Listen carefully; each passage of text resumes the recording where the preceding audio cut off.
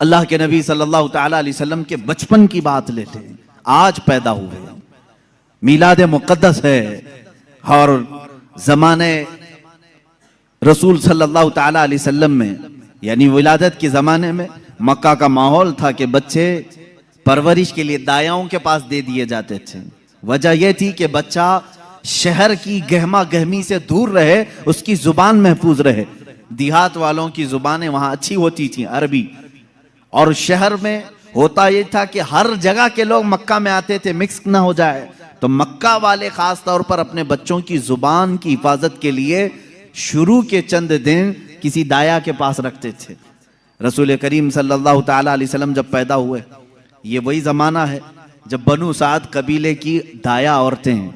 एक कबीला है जिस कबीले की सारी खवातीन बच्चों को पालती थीं और 2 साल के बाद ले जाती तो भारी मुआवजा मिलता था, उजरत मिलती थी, वो पैसों पर दूध पिलाती थी। इसी एतबार से बनु साद कबीले की खवातीन मक्का में आई।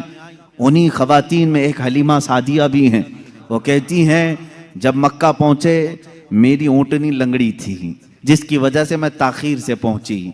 सारी औरतें मक्का में जो नौमौलूद बच्चे थे सबके पास गईं और उनसे भावताव किया, मुआवजा तय किया और बच्चे ले ली। हज़रत हलीमा सादिया कहती हैं, मैं ताखीर से पहुंची, तकरीबन बच्चे जा चुके थे, एक बच्चा बाकी था, वो आमिना का दुर्रे यतीम था।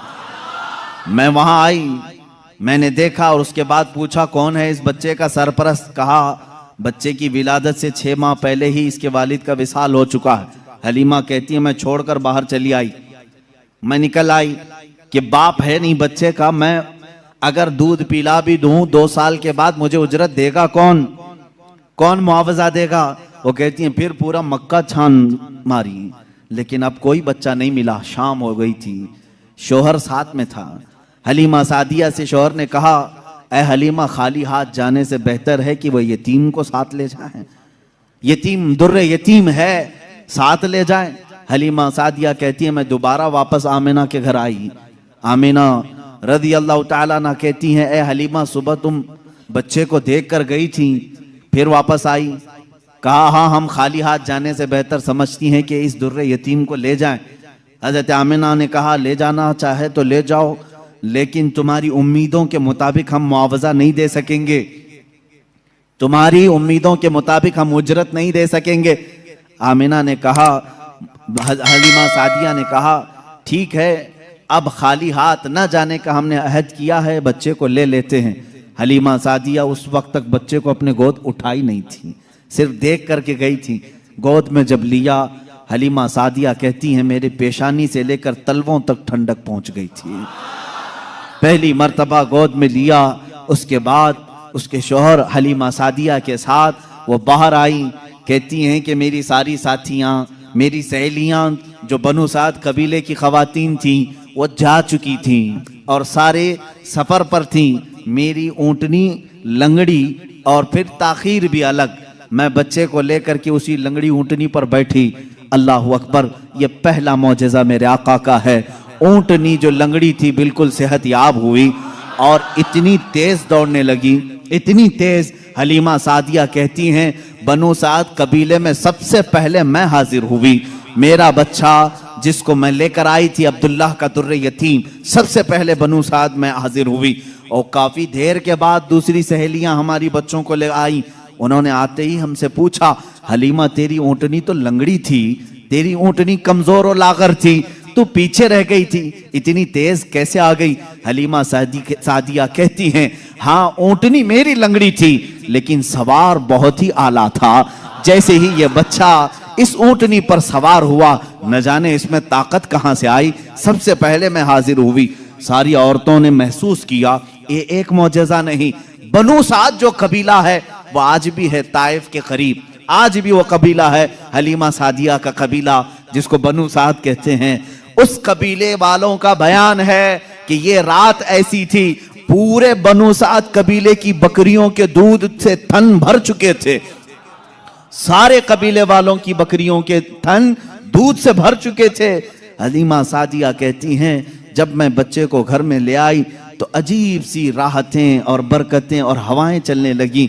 लोगों ने महसूस किया आज तक बनु साद कबीले में ऐसी खुशगवार हवाएं आई नहीं थी, लेकिन लोगों ने बाद में ये महसूस किया ये हलीमा सादिया के घर जो बच्चा आया है उसी की बरकतें हैं। एक के बाद दीगरे लोगों ने मौजज़े देखे भी। हलीमा सादिया की जो बेटी हैं शैमा, जो हुजूर सल्लल्लाहु अलैहि वसल्लम की दूध शरीक बहन है, हुजूर की दूध शरीक बहन है, वो कहती हैं मैं मोहम्मद सल्लल्लाहु ताला अलैहि वसल्लम को गोद में लेकर रात में बैठती थी। 1 साल के नहीं थे, 9 माह के थे। जब मैं गोद में लेकर बैठती थी, तारीक रातें हों या उजाली रातें हों, खुले आसमान के नीचे मैं आकर बैठती। मोहम्मद अरबी सल्लल्लाहु अलैहि वसल्लम की परवरिश में हलीमा का घराना लगा है। कहती हैं हम मालदार नहीं थे, खेल खिलौने वाली चीजें हमारे घर नहीं होती थी, लेकिन शैमा कहती हैं जब मोहम्मद मेरी गोद में होते, रात को 14वीं का चांद चमक रहा होता और मोहम्मद सल्लल्लाहु अलैहि वसल्लम गोद से उंगली को यूं उठाते, चांद इधर चला जाता, कभी चांद इधर जाता, गोद में उंगली जिस तरफ करते वो चांद उधर ही झुक जाता था। आला हजरत इमाम इश्क व मोहब्बत फाजिल बरेलवी रदी अल्लाह ताला अन्हु यूं फरमाते हैं चांद झुक जाता उधर, उंगली उठाते महद में, क्या ही चलता था इशारों पर खिलौना नूर का, क्या ही चलता था इशारों पर खिलौना नूर का। सुबह तैबा में हुई बटता है बाड़ा नूर का, सदका लेने नूर का आया है तारा नूर का। अजीजा ने गिरामी, खिलौना बना है कौन? जिससे पूरी दुनिया आज तक खेल ना सकी, वो मोहम्मद अरबी सल्लल्लाहु अलैहि वसल्लम का खिलौना बना है। ये मेरे आका सल्लल्लाहु अलैहि वसल्लम के मौजज़ात, गोद के मौजज़ात हैं, गोद के मौजज़ात हैं। अब मैं यहां पर एक बात ये बताना चाहता हूं, उन लोगों के जहन को मैं साफ करना चाहता हूं जो लोग ये कहते हैं हुजूर सल्लल्लाहु ताला अलैहि वसल्लम 40 साल के बाद नबी बनाए गए, 40 साल के बाद नबी बनाए गए। बहुत सारे लोगों ने किताबों में भी लिख दिया। मेरे अजीज बात को समझा करो, नबी बनाए गए ये जुमला तवज्जो, और हमारा अकीदा ये है 40 साल के बाद हुजूर ने अपने नबी होने का ऐलान फरमाया।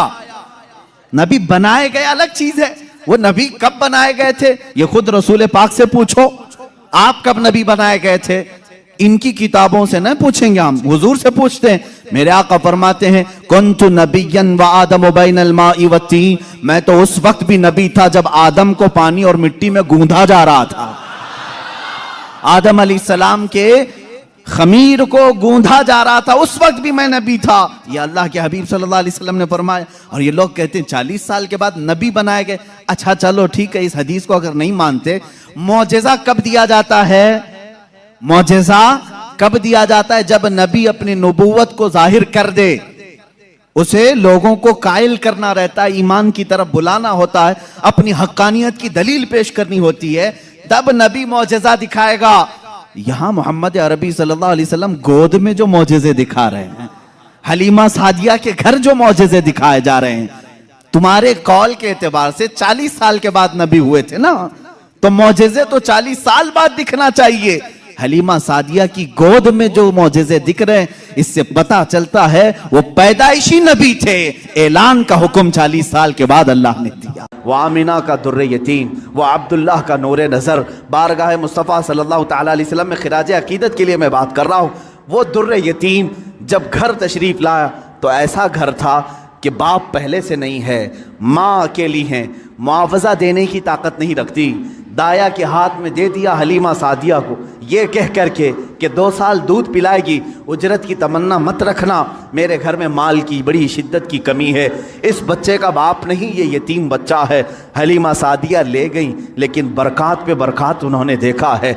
रसूल पाक को अपने गोद में खिलाया। हलीमा सादिया कहती हैं ये आम बच्चा नहीं था, इनके आते ही बनु साद की सारी बकरियों के थन दूध से भर चुके थे और सारे बच्चे हुजूर पाक सल्लल्लाहु ताला अलैहि वसल्लम को देखने के लिए आते थे।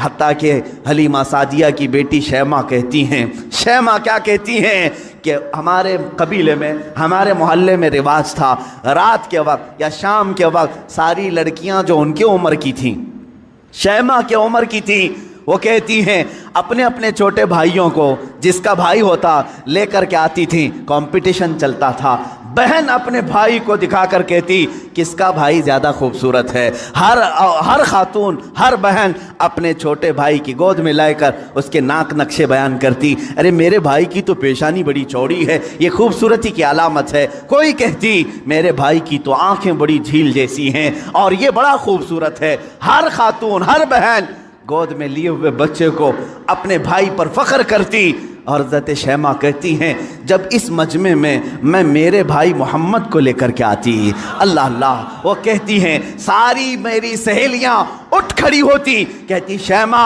तेरे भाई के साथ हमारे भाइयों का मुकाबला नहीं, यह हमारा आपस का मुकाबला है, यह हमारा आपस का कंपटीशन है। तू कभी मोहम्मद को हमारे दरमियान न ला, इसलिए कि इसके मुकाबले में 14वीं का चांद भी शर्मा जाता है। यह बनु साद की ख़वातीन का कहना है। हज़रत शैमा कहती हैं उस मुकाबले में मैं कभी रसूल पाक को ले जाती तो वो एक्सेप्ट नहीं करती, कहती कि शैमा तेरे भाई के साथ हमारे भाइयों का मुकाबला नहीं। वह अहसनु मिन कलम तरक़त्तु आइनी व अजमलु मिन कलम तलिदिन निसाउ, या रसूल अल्लाह आपसे ज़्यादा हसीन मेरी आँखों ने देखा नहीं, आपसे ज़्यादा जमील किसी माँ ने जना नहीं। वो 2 साल की उम्र पाक में हलीमा सादिया दौड़ती हुई वापस मक्का ले आई और हज़रत आमिना से कहा मैंने 2 साल का अरसा आपसे मांगा था, लेकिन 6 महीने और बढ़ा करके दे दो, उजरत भी नहीं चाहिए, मुआवजा भी नहीं चाहिए। लेकिन हज़रत बीबी आमिना ने अपने पास अपने साहबजादे को रख लिया। 2 साल के अरसे में घर में कितने अफराद हैं, कौन है, बाप नहीं है, दादा है अब्दुल मुत्तलिब, वो भी बुढ़ापे को पहुँचे हुए हैं। रसूल पाक सल्लल्लाहु तआला अलैहि वसल्लम अपने दादा की सरपरस्ती में हैं। 6 साल की उम्र में अपनी माँ के साथ ननिहाल का सफ़र किया, मदीना का सफ़र किया। उस वक्त जो यसरब था वह हुजूर का ननिहाल भी है, नानी का घर है। हज़रत आमना के साथ गए 6 साल की उम्र में, जब हज़रत अब्दुल्ला की एक कनीज़ उम्मे ऐमन साथ में है, कोई नहीं, 3 लोगों का ये काफ़िला पैदल मक्का से मदीना गया है। मदीना से वापसी हो रही है। मकाम अबवा में बीबी आमिना बीमार हुई।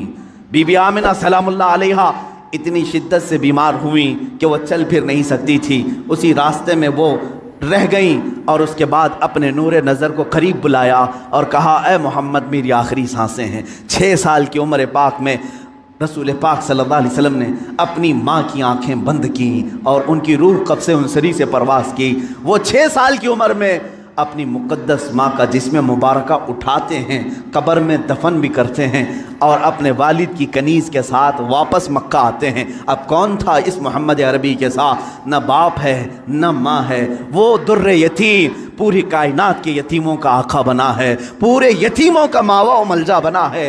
लेकिन अल्लाह ने उसे दुर्रे यतीम पैदा किया। जब 8 साल की उम्र हुई दादा का भी इंतकाल हो गया, अब्दुल मुत्तलिब भी दुनिया से चले गए। अब कौन था सिवाय एक चचा के, अबू तालिब के, अब कोई नहीं था। आपकी सरपरस्ती में रहे। जहाँ तक बात आती है अबू तालिब की, मैं कहूँगा बड़े अदब के साथ, ए लोगों इस इख्तिलाफी मसले में कभी भी तीर मारने की कोशिश ना करना। बाज़ लोग अबू तालिब के कुफ्र के मुतालिक इसरार करते हैं कि वो काफिर थे, बाज़ लोग ईमान के मुतालिक, लेकिन जो हकीकत है वो अल्लाह के हवाले करो, अल्लाह के हवाले करो। रसूल पाक सल्लल्लाहु तआला अलैहि वसल्लम को उन्होंने जान से ज़्यादा तरबियत की है। यहाँ तक कि मक्का वालों से उन्होंने कहा था, जब रसूल पाक ने ऐलान नबुव्वत किया था, अबू जहल, उतबा, शैबा सब ने आकर कहा अबू तालिब अगर ये तेरी निगरानी में ना रहे तो हम इसका कुछ से कुछ कर दें, तो मोहम्मद हमारे हवाले कर दे। जानते हो अबू तालिब, मुझे बड़ी तकलीफ़ होती है जब सिरे से कोई आदमी उनको बिल्कुल काफिर मुशरिक गर्दाने। मैं कहता हूँ कफ़े लिसान तो करो, ज़ुबान को रोक तो लो, जो मामला होगा क़यामत के दिन देखा जाएगा। हुजूर के चचा हैं, लेकिन इश्क की बात तो देखें, वो मक्का वालों से क्या कहते हैं। कोई मोहब्बत करने वाला ही ये जुमले कह सकता है। मक्का वालों से उन्होंने कहा, ऐ मक्का वालों सुन लो, तुम अगर मेरे एक हाथ में चांद रख दो, दूसरे हाथ में सूरज रख दो, तब भी मैं मोहम्मद तुम्हारे हवाले नहीं कर सकता।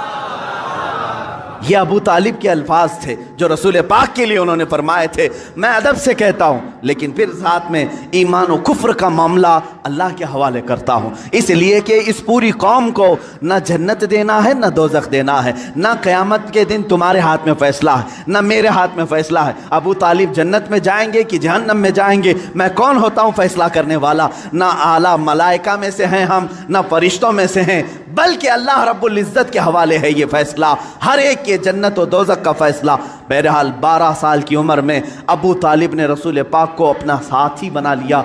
ऐसा मुझे बताओ, अबू तालिब पर जब भी बातें आएँ अदब के साथ कहो, अदब के साथ कहो। मैंने अबू तालिब को बहुत पढ़ा है, वो रसूल पाक को छोड़कर एक लम्हा भी नहीं रहते थे, एक लम्हा नहीं रहते। 12 साल की उम्र में जब उन्हें यमन की तिजारत पे जाना था, अबू तालिब ने इन्हें छोड़ा नहीं, रसूल पाक को तिजारत के सफ़र में साथ ले लिया। बीच रास्ते में एक जगह पड़ा हुआ, वहाँ एक राहिब था, ईसाई राहिब, और उसने देखा, चेहरे पाक को देखकर अपनी किताबों में पड़ी हुई सारी अलामतें देख लिया, उसने मेहमान बना लिया। अबू तालिब से पूछा, तुम कहाँ से आ रहे हो, कौन सा ख़ानदान है? जब उन्होंने बताया तो वो राहिब कहता है, बुहैरा राहिब, ऐ अबू तालिब, मेरी बात सुनते